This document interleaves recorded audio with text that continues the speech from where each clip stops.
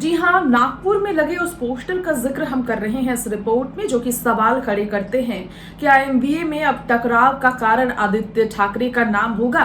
उद्धव के बेटे आदित्य ठाकरे को अब आगामी महाराष्ट्र के चुनावों को लेकर सबसे प्रबल दावेदार माना जा रहा है सीएम फेस के लिए। जी हाँ, फिलहाल महाराष्ट्र में सीएम एकनाथ शिंदे के पद पर सवाल ये है क्या सुप्रीम कोर्ट के फैसले के बावजूद शिंदे की कुर्सी खतरे में है। तो आपको बता दें, बिल्कुल।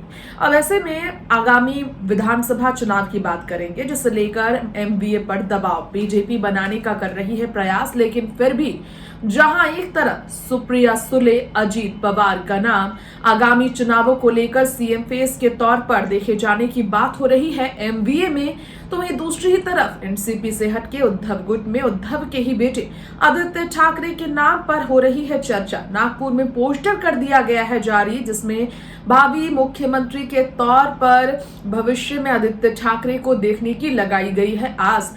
तो आदित्य ठाकरे की भिड़ंत सुप्रिया सुले, अजीत पवार से बड़ी होगी।